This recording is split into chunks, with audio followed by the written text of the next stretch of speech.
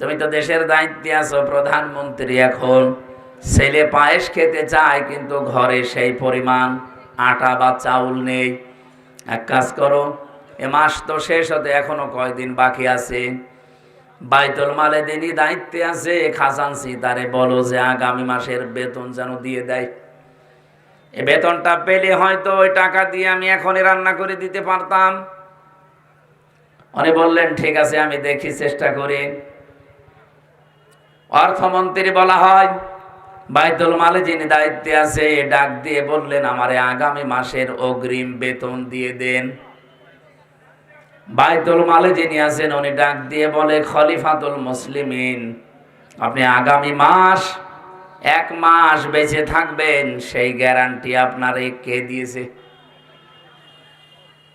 আগামী 1 মাস আপনাকে জনগণ ক্ষমতার চেয়ারে রাখবে, এ গ্যারান্টি আপনারে কে দিল? আপনি তো আজ আছেন, কাল নেই। আর মরণ আপনার এখন, এই যে কথা বলেন, এখনই চলে আসতে পারে। আপনি কার উপরে ভরসা করে 1 মাসের অগ্রিম বেতন চান? অর্থমন্ত্রীর কথা শোনার পরে বসে, আমার দরকার নেই। বাড়িতে গেলেন, স্ত্রীকে বললেন, না হবে না, যে অবস্থা, কথা শুনে আসলাম, আমার দ্বারা সম্ভব না। এই আমাকে জানিয়েছে বাইতুল মাল থেকে। স্ত্রী যেহেতু বিচক্ষণ ছিলেন, বুদ্ধিমতী ছিলেন, ডাক দিয়ে বললেন, স্বামী ঠিক আছে, আপনার কিছু করা লাগবে না। 7 দিন পরে মাস শেষ, বেতন পেলেন। রাষ্ট্রের পক্ষ থেকে যে ভাতা দেওয়া হয়, এই টাকাটা পেলেন। আমার যেমন ভাতা প্রতি মাসে মাসে 55,000 টাকা আমার সংসার চালানোর জন্য সরকার দেয়। এখনো চালু হয়নি, মনে হয় 1 তারিখ থেকে চালু হবে।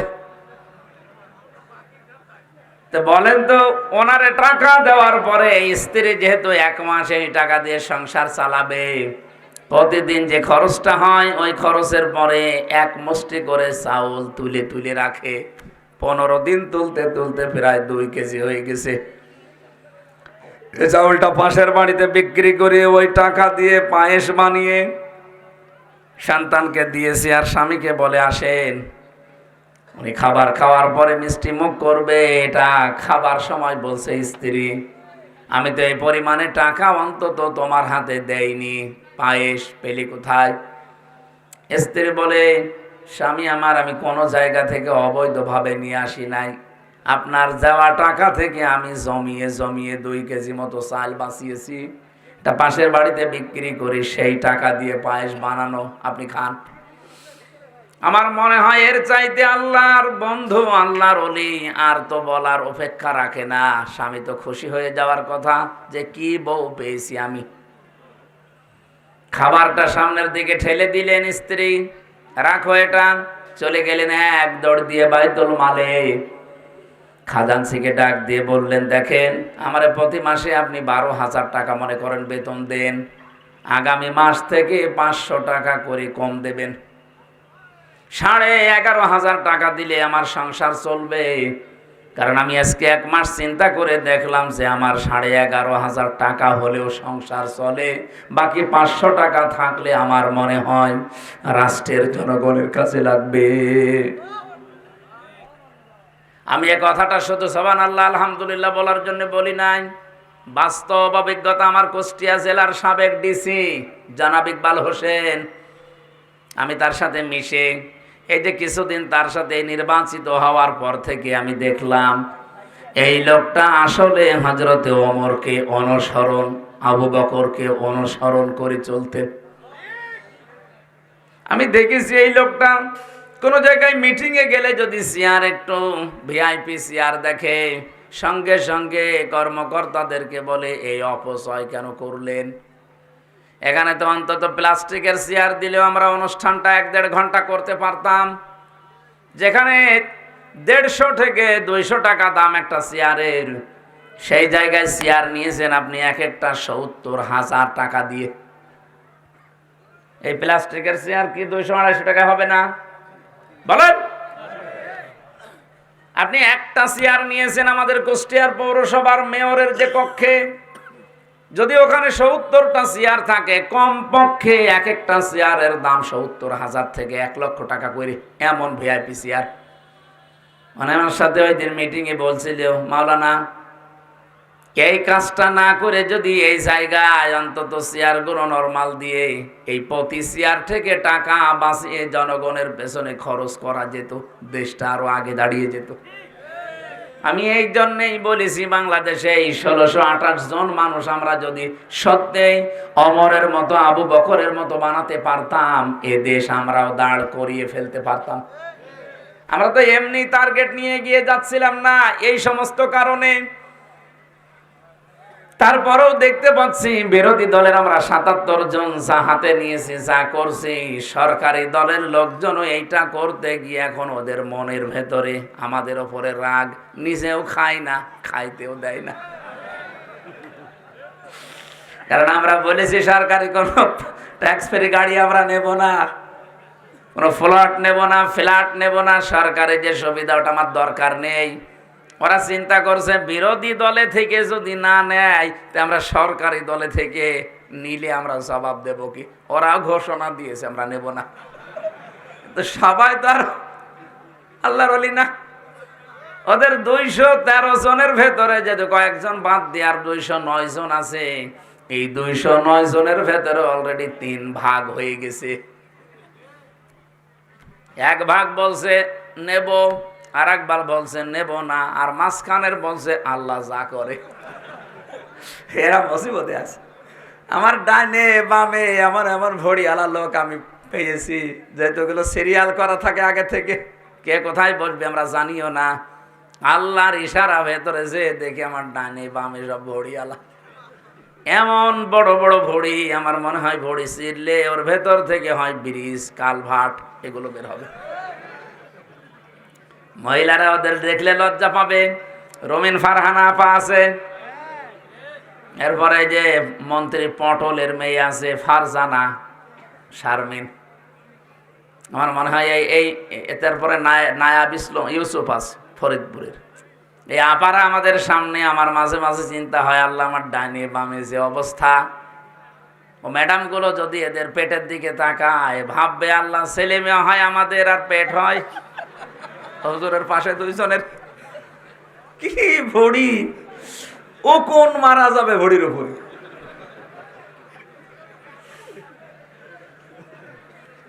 মেহেরপুরবাসী, আমি বড় আফসোস নিয়ে বলছি, এই 1628 জন মানুষ আমি মনে মনে প্রথম দিন শপথ নেওয়ার পরে ভেবেছিলাম যে আমরা এই 77 জন মিলে একেবারে তীরের মতো সোজা করে রাখতে পারবো, কিন্তু দেখছি যে না, বাস্তবতা অত সহজ না। ওনাদের ভেতরে এখন কেউ ভারত প্রেমী, কেউ আমেরিকা প্রেমী, দেশ প্রেমী মানুষ খুবই কম। যাদেরকে চেয়েছিলাম ওই মানুষগুলোকে দায়িত্বই দেয়নি। এমন এমন মানুষ দায়িত্ব পেয়েছে, দেশের প্রতি যে আয়াত পড়ে সূরা নাহালের 91 নাম্বার আয়াত পড়ে কসম করলো, শপথ নিল, সে আয়াতের একটা কথা এখন তারা দুনিয়ার ফেরে বেপড়ে আর মানতে চায় না। মেহেরপুরবাসী, আমি যে কথা তুলেছিলাম, রব্বুল আলামিন কোরআনে কারিমে পুরা কোরআন শরীফ পড়ে আমি এই সাবজেক্টটা বানিয়েছি। রব্বুল আলামিন 5 প্রকার মানুষকে জান্নাত ডাকতে থাকবে, তার ভেতরে অন্যতম প্রকার যারা দিন কায়েমের জন্য সীসা গলা প্রাচীরের মতো ঐক্যবদ্ধ হয়। আপনি আজকে থেকে যদি সত্যি এই লাইনে আসতে পারেন, আপনাকে জীবনেও আমি ওয়াজ করে নিয়ে আসতে পারবো না। আপনি মন থেকে যদি ফিরে আসতে চান, আল্লাহ পাক কোটি কোটি বান্দা বান্দি থেকে আপনাকে নির্বাচিত করবেন। জোরে বলেন সুবহানাল্লাহ। আর একটা সুসংবাদ আছে আয়াতে, ওয়াজাহিদু ফিল্লাহি হাক্কা জিহাদিহি ওয়াজতাবাকুম ওয়া মা জাআলা আলাইকুম ফিদ-দীনি মিন হারাজ মিল্লাতা আবিকুম ইব্রাহিমা হুয়া সাম্মাকুমুল মুসলিমিন। বলেন আমিন। সূরা হজের ভেতরে এসেছে, তোমরা চেষ্টা চালাবা, প্রচেষ্টা করবা, জিহাদ করবা, জিহাদ করার মতো সংগ্রাম করবা, করার মতো। আজাহিদু ফিল্লাহি হাক্কা জিহাদি, হুয়া জিতাবাকুম, তিনি সে আল্লাহ যিনি তোমাদেরকে নির্বাচিত করেছেন। কোটি কোটি মানুষ এই বাংলাদেশে, 18 কোটির উপরে, সবাইকে আল্লাহ এই সীসা গলা প্রাচীরের মতো দিন কায়েমের জন্য, আল্লাহর বিধান কায়েমের জন্য এই মন দেয়নি। যাদেরকে দিয়েছে এদের উপর যদি কোনো বিপদ আপদ আসে, এই বিপদ আমার আল্লাহ নিজে বলেন আমি দূর করে দেব, থাকতে দেব না। কথা বুঝেছেন আপনারা? এজন্য আমরা যারা সত্যি মন থেকে জমিন যার বিধান চালাবো তার, আমাদের পদ্ধতিতে ভুল থাকতে পারে, কিন্তু ইখলাস যদি আমাদের থাকে, মন থেকে যদি আমরা কাজ করতে পারি, আল্লাহর কসম বিপদ আপদ ষড়যন্ত্র আসবে আমরাও জানি। আমি জেলখানায় 3 বছর একটা দোয়া বেশি বেশি পড়েছি, আল্লাহুম্মা ইন্না নাজআলুকা ফি নুহুরিহিম ওয়া নাউযু বিকা মিন শুরুরিহিম।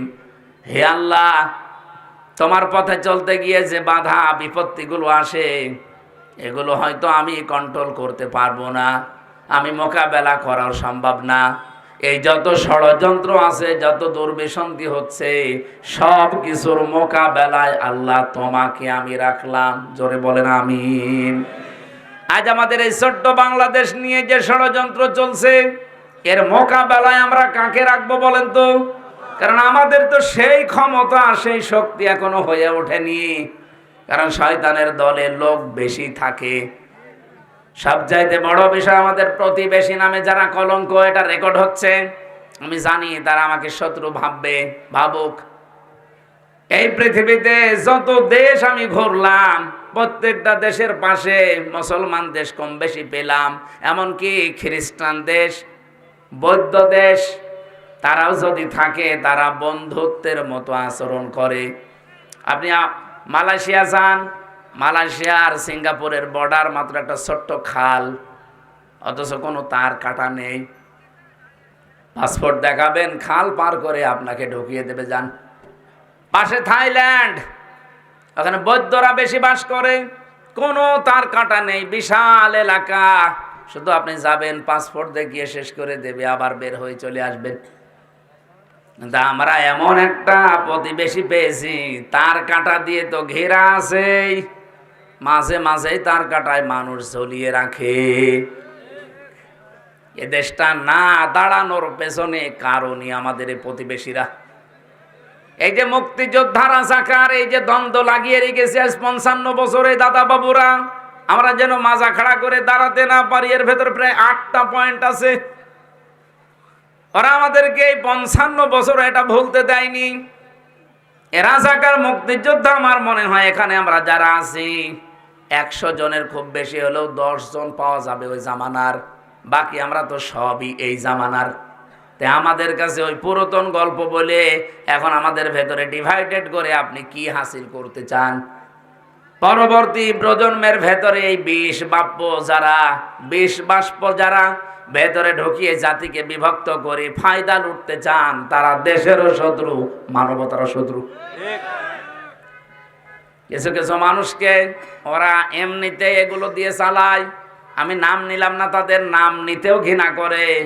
তাও একটা বলে ফেলি, আম তারেক, একটা টাটকা নির্ভেজাল শয়তান। মুক্তিযোদ্ধা বলেন, 71 সাল বলেন, ও দেখেনি, আমিও দেখিনি, আমিও ইতিহাস পড়া, ও ইতিহাস পড়েছে, ওর এত চুলকানি কোত্থেকে আসে? আমার তো মনে হয় মাঝে মাঝে ওর মাথা থেকে পা পর্যন্ত শুধু বিসমিল্লাহ বলে পিটানো দরকার।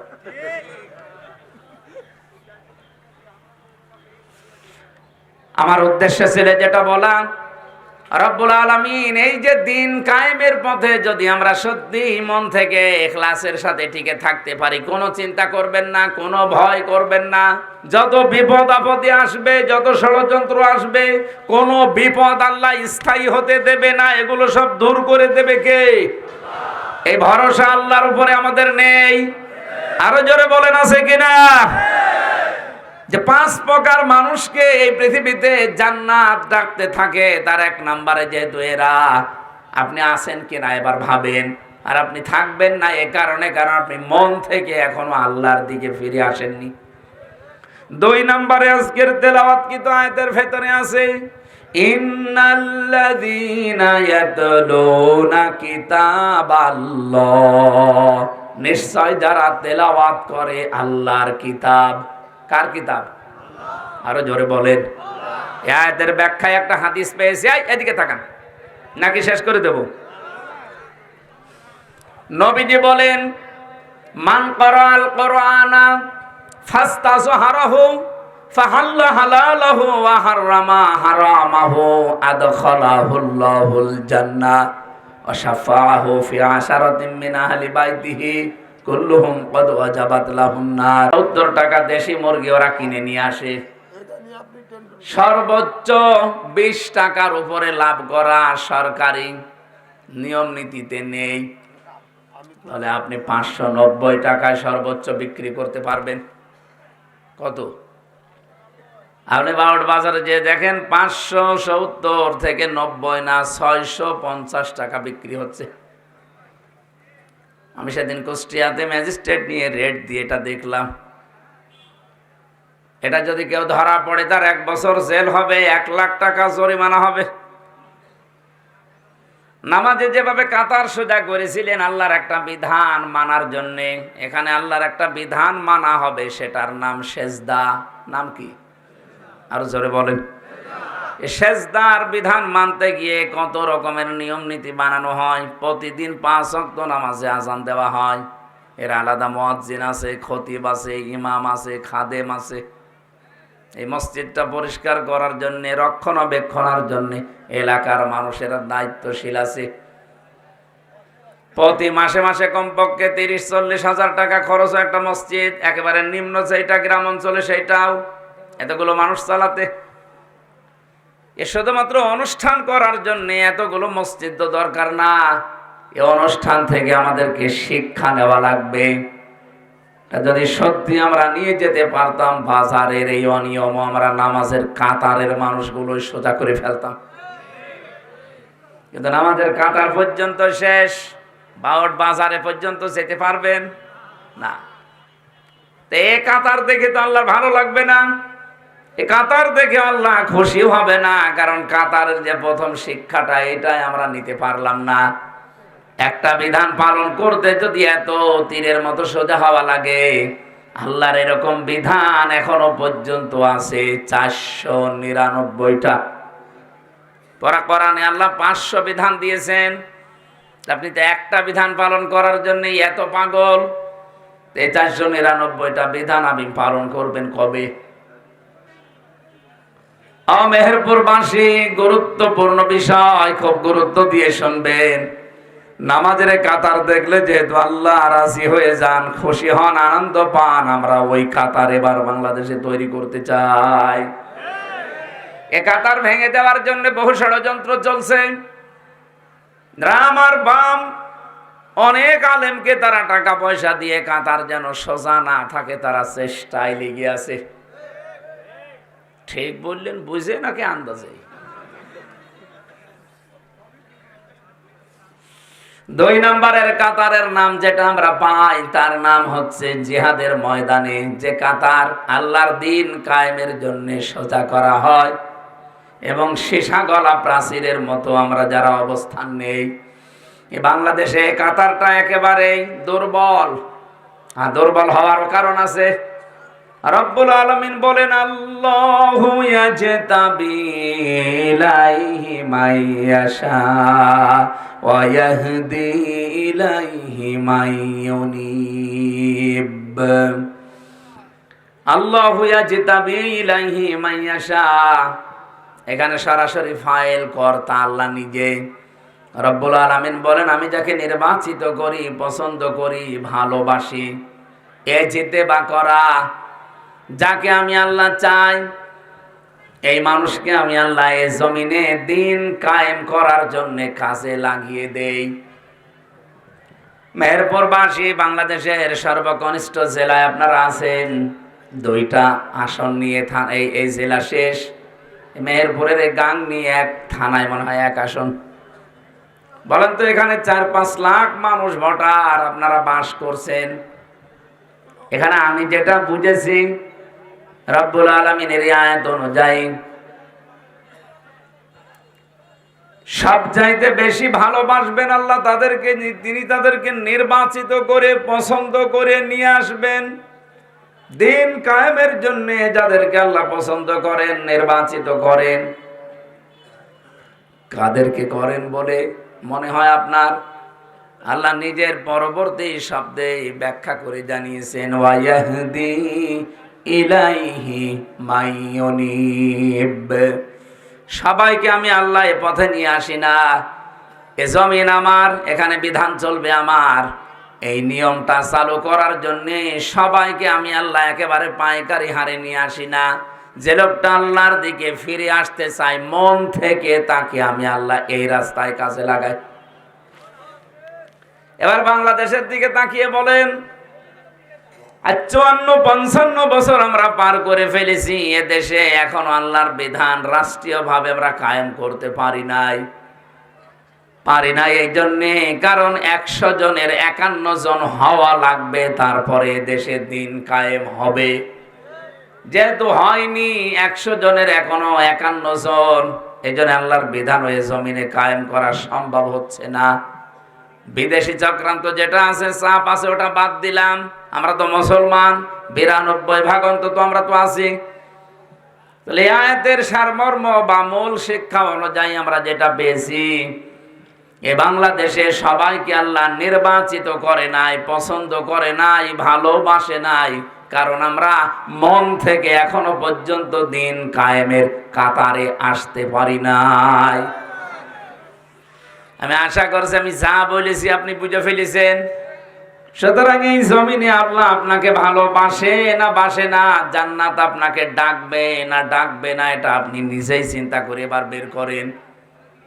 রব্বুল আলামিন এই আয়াতের সারমর্ম এটা, আমি আল্লাহ যাকে নির্বাচিত করি।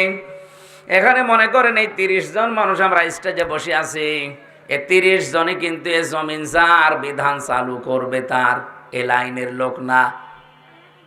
এখানে হয়তো 4-5 জন আমরা দিন কায়েমের পক্ষে অ্যাক্টিভ ভাবে কাজ করি, বাকি আছে যারা ওরা এই জমিন যার বিধান অন্য কারো চলে চলুক, ওটা আমার মাথা ব্যথা নেই, আমি যতটুকু পারছি মানছি তো না। নামাজ পড়া যেমন ফরজ মনে করেন, রোজা রাখা যেমন ফরজ মনে করেন, এই জমিন যিনি বানিয়েছেন বিধান তিনি দেবেন, তারটাই চলবে, এইটাও ফরজ মনে করা লাগবে। আমি কি বোঝাতে পেরেছি না নাকি আন্দাজে চিল্লালেন? হ্যাঁ, বুঝেছেন। মেহেরপুরবাসী, আমি আমার ইমান থেকে কথা বলছি। মাস্ট বি, আপনি যতদিন এইটা নিজের ভেতরে নিয়ে আসতে না পারবেন, আর আপনাকে আল্লাহ নিয়ে আসতেও দেবে না। ওয়ায়াহদি ইলাইহি মাইয়ুনিব, যে লোকটা মন থেকে আল্লাহর দিকে ফিরে আসতে চায়, মহান আল্লাহ তাকে দিন কায়েমের খাদেম হিসাবে কাজে লাগিয়ে দেন। তো এ জমিনে তো দিন কায়েমের লোক খুব বেশি না, তাহলে তো ইসলাম কায়েম হয়ে যাওয়ার কথা 55 বছর আগেই। তার মানে আল্লাহর ভালোবাসা মহাব্বতের পাত্র আমরা এখনো পর্যন্ত তার নির্বাচিত হতে পারি নাই, তার বাসায়ের ভেতরে আসতে পারি নাই, তার ছাঁটাইয়ের ভেতরে আমরা অনেকে এখনো আছি। আল্লাহর প্রক্রিয়া হচ্ছে আল্লাহ কাউকে ছাঁটাই করেন, কাউকে বাছাই করেন। এখন আপনি কি আল্লাহর বাছাইয়ের ভেতরে নির্বাচিত মানুষদের ভেতরে আছেন, নাকি অনির্বাচিত হয়ে বসে আছেন? আমার তো মনে হচ্ছে আমরা এখানে যত মানুষ আছি সবাই আল্লাহর নির্বাচিত বান্দা বান্দির ভেতরে নেই, অধিকাংশ আছি অনির্বাচিত এবং অপছন্দনীয় বান্দা বান্দির ভেতরে। আপনার যে মানে আশ্চর্য লাগে না যে আমি না 1000 বছর হায়াত পেলাম, 1000 বছর পরে তোমার মরা লাগবে। আমি সেই কয়দিনই হায়াত পেয়েছিলাম, এই হায়াতের ভেতরে আমার কয়দিন মন থেকে চেষ্টা ছিল যে জমিন যার, এখানে বিধান আমি চালাতে চাই, তার কয়দিন ছিল আপনার মনে? সাহাবায়ে কেরাম যারা অমর হয়ে আছেন, ওনারা কি বেশি দিন হায়াত পেয়ে অমর হয়েছেন? ওনারা 200 বছর 500 বছর বেঁচে ছিলেন তা না, আমাদের মতো এই 50, 60, 70 বছর বাঁচতেন। কিন্তু এখনো 1500 বছর পরে তাদের নাম শুনলে রাদিয়াল্লাহু তাআলা আনহু আনহা বলা লাগে, এমনি খেলা করার জন্য না, তারা মন থেকে দিন কায়েমের জন্য আল্লাহর দিকে ফিরে এসেছিলেন। আমি সহ আপনারা সবাই যেন উদ্বুদ্ধ হতে পারি। সবাই বলেন আমিন। ও মেহেরপুরবাসী, পাশের জেলায় বাড়ি, এই জন্য অনেক মায়া নিয়ে কথা বলছি আপনাদেরকে। ফিরে আসেন। আপনি বেঁচে থাকা অবস্থায় যদি আল্লাহর দিন কায়েমের চেষ্টা না করেন, তে আপনি বেঁচে থাকা আর কুকুর বেঁচে থাকা সমান। এটা একটু বেশি হয়ে গেল না? বেশি হয়নি, এটাই ঠিক আছে। আমি 1000 বছর হায়াত পেয়ে বেঁচে থেকে খাবার খেয়ে সন্তানাদি জন্ম দিয়ে বিশাল এলাকার মালিক হয়ে 1000 বছরের ক্ষমতার চেয়ারে থেকে করব কি? আমাকে তো আল্লাহ একটা উদ্দেশ্য নিয়ে জমিনে পাঠিয়েছিলেন। সে উদ্দেশ্যটাই এইটা যে জমিন আমার, এখানে বিধান চালাতে হবে আমার। আমি এখন এটা পারি নাই। 54 বছর চলছে মানুষের নিয়ম নীতি। আমিও শান্তিতে নেই, আমার এলাকাও শান্তিতে নেই। আফগানিস্তানে ছিলাম, আমি দেখেছি এখানে যে মানুষগুলো আল্লাহর বিধানটা কায়েম করে মনে হচ্ছে যে তারা জান্নাতের ভেতরে আছে। আপনি মেহেরপুরের ইসলামী ব্যাংক থেকে 20 লাখ টাকা নিয়ে এই বাউট পর্যন্ত খালি হাতে আসতে পারবেন? আসতে বলেন। আসতে হয়তো পারবেন, মনের ভেতরে কত রকমের চিন্তা আসবে আপনার। কোন জায়গায় হয়তো ছিনতাইকারী আছে, ডাকাত আছে, এমনকি পথের ভেতরে যদি ধরে টাকা দিতে না চান মেরেও ফেলতে পারে। নাকি বেশি বলে ফেললাম? আমি নিজের চোখে দেখা আফগানিস্তানে আল্লাহর বান্দা 20 লক্ষ মনে করেন বাংলাদেশের টাকা এরকম পলিথিনের ভেতরে নিয়েছে। 3 কিলোমিটার দূরে তার বাড়ি ব্যাংক থেকে।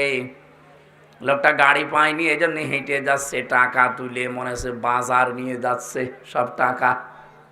মনের ভেতরে তার কোনো চিন্তা নেই, কোনো ভয় নেই, একটাই মাত্র ভয় আছে যে আমার আল্লাহ দেখতেছে। বলেন সুবহানাল্লাহ। আমরা এইটা চাই ভাই। আমাদের 56,000 বর্গ মাইল যেদিন এরকম হবে তখন আমাদেরও অভাব থাকবে না। আজ তেলের জন্য কেন হাহাকার করা লাগবে? এদেশের তো সম্পদের অভাব নেই। ডক্টর ইউনূস বিদায় নেওয়ার সময় 6 মাসের খাদ্য এবং এদেশ চালানোর জন্য যে সরঞ্জাম লাগে উনি রেখে গেলেন। কি এমন হয়ে গেল 1.5 মাসের ভেতরে হাহাকার লেগে গেল? দায়িত্বে যারা আছেন খুব ভালো করে এটা যেহেতু রেকর্ড হচ্ছে আর কালকে সংসদ আরম্ভ হচ্ছে, আমার ফলোর আসতেও পারে, কথা বলবো ঠিক এই ধাঁচেই। আশা করব আমরা আগামীর বাংলাদেশে যেন গজব হয়ে না দাঁড়ায়। এই 1628 জন মানুষ আমরা দায়িত্বে আছি এই দেশের। এখন আমি এই ছোট্ট মাথা দিয়ে চিন্তা করে দেখেছি, এই 1628 জন মানুষ যদি সত্যি আমরা হযরতে ওমরের মতো মন তৈরি করতে পারি, হযরতে আবু বকরের মতো মন তৈরি করতে পারি, আল্লাহর কসম এই বাংলাদেশ বিশ্বের বুকে 5 বছর লাগবে না, 2 বছরে দাঁড়িয়ে যাবে। হযরত আবু বকরের সন্তান আব্দুল্লাহ উনি এসে বলছিলেন, মা আমি পায়েস খেতে চাই।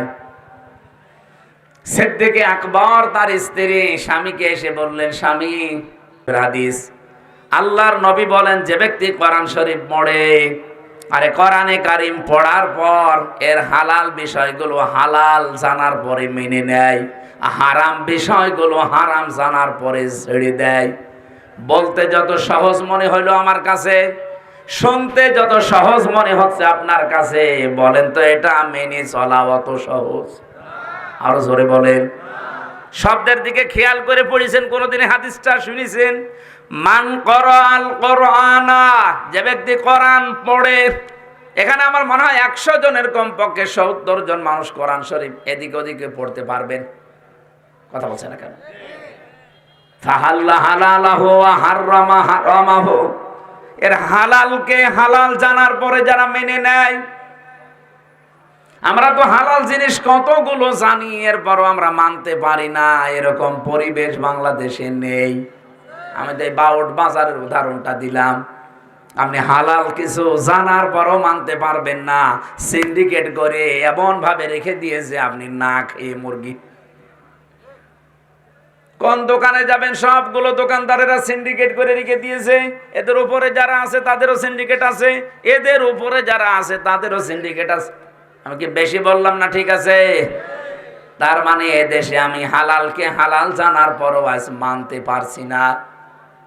প্রত্যেকটা দিক আর বিভাগের সিস্টেম বাংলাদেশে এইটাই।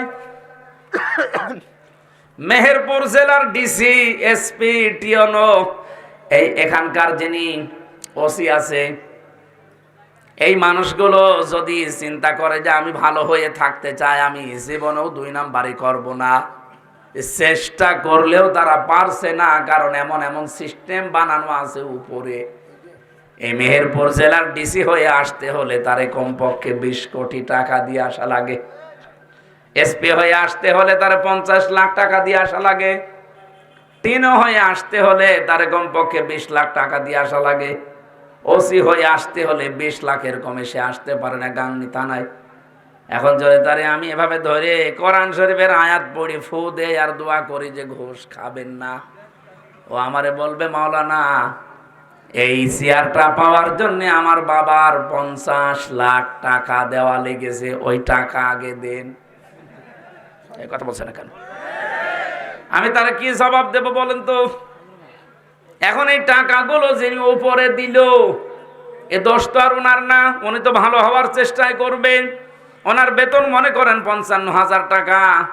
এই টাকা দিয়েই সে চলার মতো সিস্টেম করবে, কিন্তু ওই টাকা তুলতে হলে তাকে বাম হাতের ইনকাম করা লাগবে।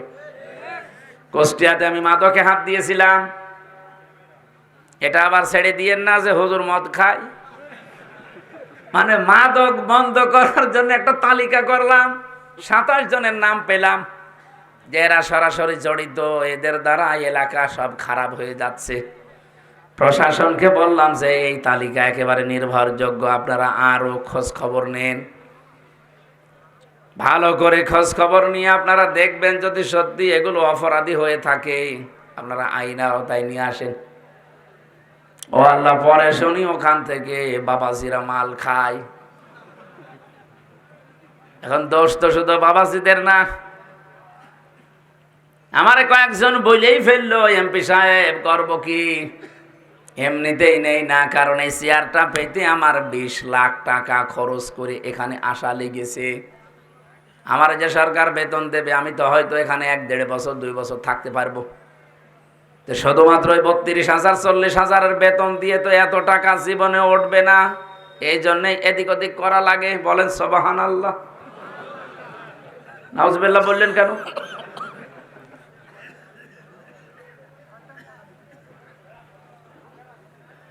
যাদের তালিকা করে দিলাম তারা এই রাত 10টা 11টা 12টায় আমার বাড়িতে নিস্তালায় এসে বলে মাওলানা হুজুর মানুষ এমপি হয়েছেন, অসুবিধা নেই, আমাদের নামে তালিকা দেন। আমাদের কাছে তো বাবাজির আগে জিনিস নিয়ে যায়, তালিকা যতই দেবেন ধরবে না। এখন এই 10 শুধু যারা এই কয়জন আছে এদের না, এদের উপরে যারা এই 20 লাখ 50 লাখ 20 কোটি টাকা নিয়েছে ধরা লাগবে তাদেরকে। এই জন্যই বলছিলাম 1628 জন মানুষের মন যতদিন পর্যন্ত আবু বকরের মতো ওমরের মতো তৈরি না হবে, এ দেশে শুধু ওয়াজ নসিহত করে ভালো করা সম্ভব না। নবীজির হাদিসের ভাষা দেখেছেন, কোরআন যারা পড়ে ফাহাল্লা হালালাহ, ফা দিয়েছেন মাঝখানে। এর হালালকে হালাল জানার পরে যারা মেনে নেয়, ও বাংলার মানুষেরা, যেহেতু হালালকে হালাল আমরা জানি কিন্তু মানতে পারি না, এরকম পরিবেশ নেই।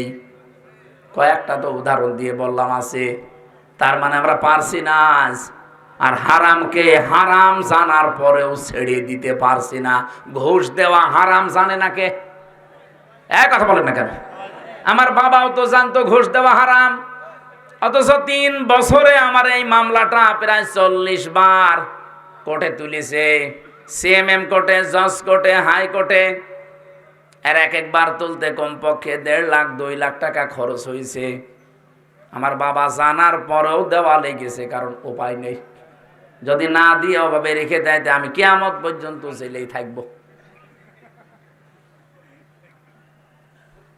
এরপরও রিমান্ডের পর রিমান্ড, যেভাবে কষ্ট দিয়েছিল রিমান্ডে আমারে, আমার আশপাশে যারা ছিল তারা পর্যন্ত দিনের বেলায় আমার সাথে দেখা হলে কন্দন করত যে এত কষ্ট সহ্য করে আপনি সব বলে দিতে পারেন না, ওরা যা যা বলে ওইটা মেনে নিলেই তো আপনার এক্ষুনি ওই জেলখানায় দিয়ে দেবে, এর রিমান্ডে আর রাখবে না।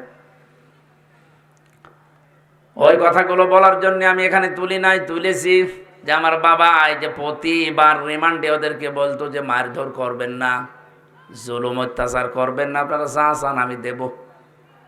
প্রতিবার নতুন নতুন মামলা দেওয়ার ভয় দেখায় আর বলে 10 লাখ টাকা দেন। বাবা এদিক ওদিক করে 8 লাখ টাকা দিয়েছে।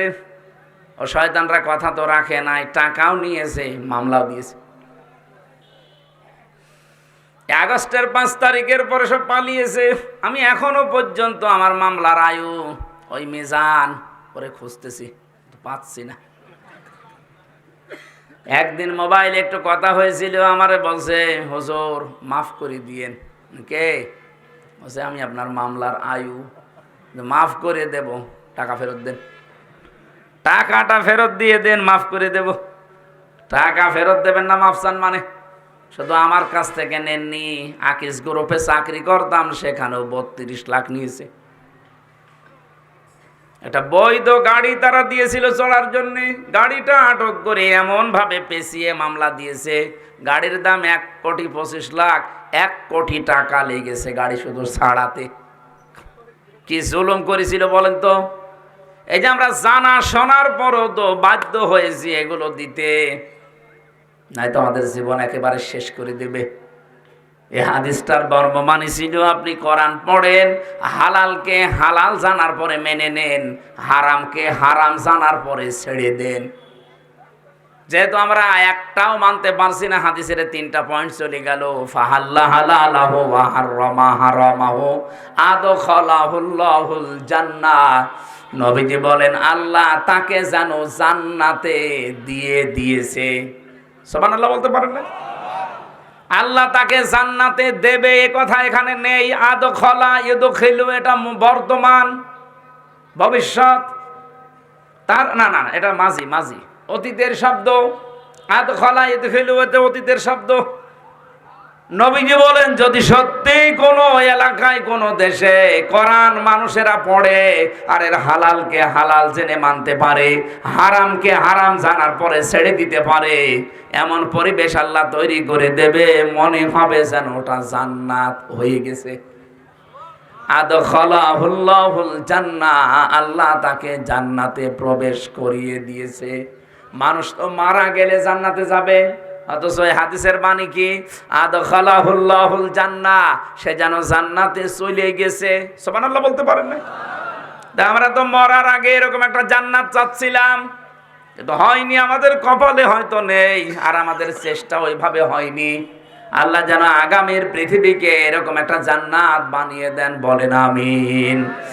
নবীজি বলেন এতটুকুই শেষ করিনি, সত্যি যারা এইভাবে কিতাবকে পড়তে পারবে, ওয়াকামুস সালাতা, আর দুনিয়াতে যারা বেঁচে থাকতে নামাজকে কায়েম করার চেষ্টা চালাবে। মেহেরপুরবাসী আমরা অনেকে আছি এখানে শুধু নামাজ পড়েই শেষ করে দেই, কিন্তু নামাজ তো শুধু পড়ার জন্য আল্লাহ দেয়নি, শুধু এক জায়গায় দিয়েছেন যে নামাজ পড়ো। এই পৃথিবীতে নামাজকে দাঁড় করাতে হবে, রাষ্ট্রীয়ভাবে, সামাজিকভাবে, পারিবারিকভাবে, ব্যক্তিগতভাবে নামাজ যেন দাঁড়িয়ে যায়।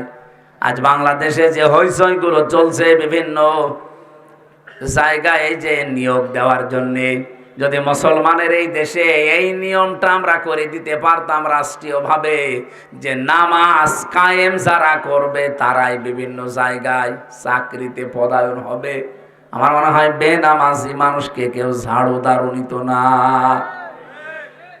রাষ্ট্রীয়ভাবে নামাজের কায়েমের সিস্টেম হয়ে গেলে এই দেশে বেনামাজির জন্য ওয়াজও করা লাগতো না। এই জন্য আমরা সর্বাত্মক চেষ্টা চালাচ্ছি যে তোমরা ৭৭ জন মনে হয় পারবো না, কারণ একটা বিল পাস হতে হলে 151 জন লাগবে। বাকি যারা আছে ওরা যদি একটু সাই না দেয় তো আমরা শুধু চিল্লা পাল্লা করেও কিছু হবে না।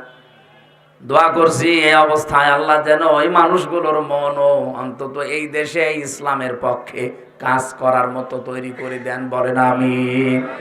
বলেন তো, নামাজ যদি কায়েম হয়ে যায় সবার ভালো না খারাপ? তখন এই নামাজের জন্য ওয়াজ দেওয়া লাগবে, আপনি বাধ্য হবেন। আর নামাজের সিস্টেম চালু হয়ে গেলে তখন চুরি, এই যে অশ্লীলতা, বেহায়াপনা, পরিবারে যাওয়া শান্তি, পরকীয়া প্রেম, এটা বন্ধ হবে। আজ হাজারো পরিবারে, আমি তো প্রতিদিন, কালকেও একটা বিচার করলাম, লোকটার 2টা বউ, বড় বউকে একটু বেশি দেখাশোনা করে, ছোটটারে নিয়ে ঝামেলায় আছে। ওর মনের ভেতরে প্রশ্ন কি, জিজ্ঞাসা করলাম কি সমস্যা কি, উনি আমারে বলছে এই যে কোরআনের যে নিয়ম নীতি আছে, ইনি একজন আলেম মানুষ, এটা মানে না, ওনারে ভালো করে বুঝিয়ে দেন। ও আল্লাহ, ভালো করে কোরআন হাদিস পড়ে হাত ধরে বুঝিয়ে দিলাম, কানে পড়ে। বাড়ি নিয়ে গেল, বউ যাওয়ার পরে শুনলাম বউকে পিটিয়ে হাত মারা করিস। শেষে বউ আবার 999-এ কল দিয়েছে, দিয়ে পুলিশ ডেকে হুজুরকে ধরিয়ে দিয়েছে। এটা হতো না যদি নামাজ সত্যি আমরা কায়েম করতে পারতাম এই দেশে, নামাজের শিক্ষাগুলো তখন আমাদের সামনে আসতো। মেহেরপুরবাসী বহু পরিবারে আমরা দেখতে পাচ্ছি পরকীয়া প্রেমের কারণে স্বামী আর স্ত্রী 2টা সংসার, বাচ্চাগুলো জাহান্নামের মাঝখানে পড়ে থাকে। একটা রোগ, এই রোগের একটা ঔষধ আছে। যারা এখানে আছেন যে বিয়ের পরে 1-1.5 মাস, 2 মাস, 5 মাস নিজের বউ ভালো লাগে, এরপরে 2 বছর 3 বছর পরে আর নিজের বউ ভালো লাগে না, অন্যের বউ দেখলে কেমন যেন ভালো লাগে।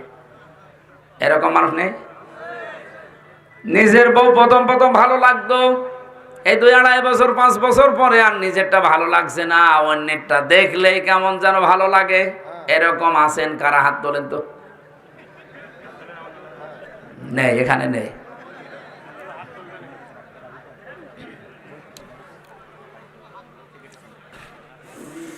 আমার ভাইরা, না, কথাগুলো একটু ভালো করে শুনেন। এটা যেহেতু রোগ, এই রোগের কারণে আজ হাজারো পরিবার ধ্বংস হয়ে যাচ্ছে, ছেলে মেয়েগুলো সব, মানে সেই কি আর বলবো। এটা এই রোগ থেকে মুক্ত করা দরকার না আমাদের? বলেন বলেন। কোরআনে কারিমে আল্লাহ ঔষধ দিয়েছেন আমাদের জন্য, যারা এই রোগে রোগী আছেন। قل للمؤمنين يغضوا من أبصارهم ويحفظوا فروجهم ذلك أزكى لهم। সারা জীবনের জন্য মানা লাগবে না, মাত্র 1 মাস। ও মেহেরপুরবাসী, যারা এরকম পরিবারগুলো ধ্বংস করে ফেলছেন, মাত্র 1টা মাস এই 2টা ঔষধ আল্লাহ বানিয়েছেন, খাবেন। 1 নম্বরে নিজের চক্ষুকে নিম্নগামী করবেন, যেটা দেখা যায় নেই ওইটা দেখা যাবে না, সে যেই হোক। 2 নম্বরে নিজের লজ্জা স্থানকে হেফাজত করে রাখা লাগবে। আরে ভাই, আপনাকে 10 বছর বলছি না, মাত্র 1 মাস করে দেখেন। আল্লাহ বলেন যালিকা আযকা লাহুম, এইটাই পবিত্র পন্থা। আমার তো মনে হচ্ছে আল্লাহর এই ঔষধ আমরা যদি সত্যি মেনে নিতে পারি, আমি পরীক্ষিত কিছু মানুষকে ঔষধ দিয়েছি, তারা এসে ঘুরে বলেছে যে আমরা ফল পেয়েছি। আপনার যে যাদের এরকম মন মানসিকতা হয়ে গেছে, যারা পরকীয়া প্রেমী আছেন অলরেডি, তারা এটা করে দেখেন। 1টা মাস শুধু নিজের চোখকে কন্ট্রোল করে রাখবেন, নিজের লজ্জাস্থানকে হেফাজত করেন, আবার নিজের স্ত্রীকে আগের মতোই মনে হবে। ঠিক শুধু একজন বলল, বাকিগুলো ফেরেশতা বসে আছে।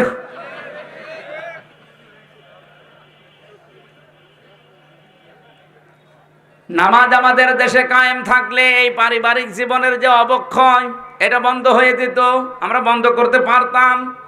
ওয়ানফাকু মিম্মা রাযাকনাহুম সিররা ওয়া আলানিয়া, তোমরা খরচ করবে তোমাদের মালকে, সম্পদকে, রিজিককে, প্রকাশ্যে এবং গোপনে। এখানে যে রিজিকের শব্দ দেওয়া আছে, রিজিক মানে শুধু খাবার না। ওসি সাহেব যে চেয়ারে বসে আছে ওইটাও রিজিক। আমি এমপি যে চেয়ারে বসে আছি আমার কুষ্টিয়া, এইটাও আমার রিজিক। যত মানুষ অসহায় অবস্থায় আসবে, এই চেয়ারটার যে ক্ষমতা এই দেশে সরকার দিয়েছে, এটাকে কাজে লাগিয়ে মানুষের বিপদ আপদ দূর করার সর্বাত্মক চেষ্টা করা, এটার নাম রিজিক।